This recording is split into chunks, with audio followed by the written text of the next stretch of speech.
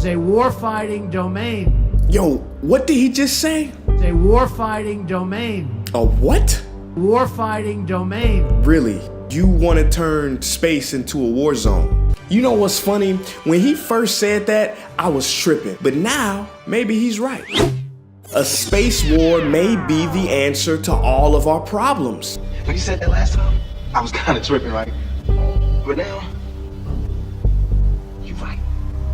A question that I think about a whole lot is how can we create world peace? And the quickest way might be 2 words: alien attack. Now let me preface that. I don't want to suggest that aliens are the hostile, aggressive creatures that we see in movies, because that idea and fear is based on our own human record of what happens when we come into contact with more primitive civilizations. So let's not project our motives onto them. I also want to suggest that perhaps the best evidence of the existence of alien life out there is the fact that they haven't made themselves completely known to us, which is a very smart move considering some of our behavior. But hypothetically speaking, it seems to me that nothing brings people closer together than having a common enemy. I mean, if we had an alien attack, you would see neo-Nazi, Black Lives Matter, Republican, Democrats coming together and holding hands. Even Drake and Meek Mill would hug it out and probably become friends again.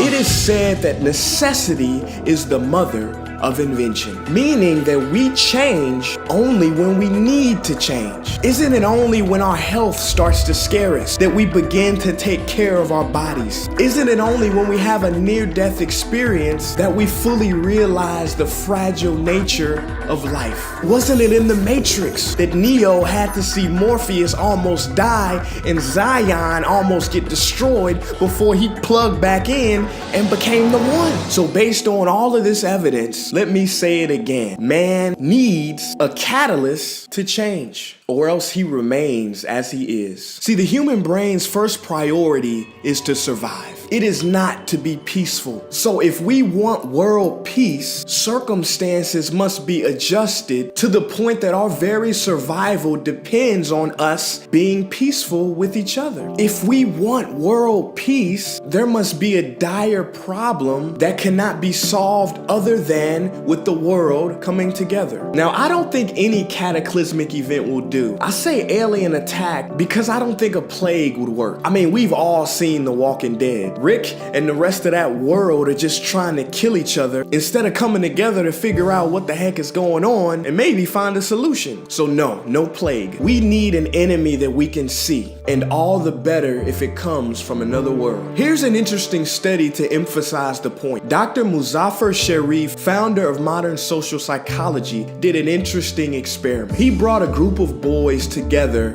for a summer camp. Upon arrival, the boys were placed in 2 separate cabins, each cabin given its own name. Muzaffar had the boys compete with each other at different events like treasure hunts. Eventually, conflict arose. The boys became aggressive. They began raiding each other's cabins, stealing possessions. Then Sherif did something very interesting. Sherif told the boys that the truck that was to deliver food to the camp got stuck. In order to be fed, the boys had to work together to help the truck out of its predicament. Next, Sherif stopped the water supply, and the boys had to work together to fix this crisis. Finally, the boys were told that movie night had been canceled due to lack of funds. The boys pooled money together from both cabins to rescue the movie night. Conflicts disappeared. The boys began eating together. Towards the end of the experience, the boys were asked to list their best friends. The lists frequently contained names from both cabins. And on the final bus ride home, during a meal stop, some of the boys with funds saw the boys from the other cabin without money, and they treated them to milkshakes. Through the shared challenges, the boys learned the value of helping each other out, working together, and their conflicts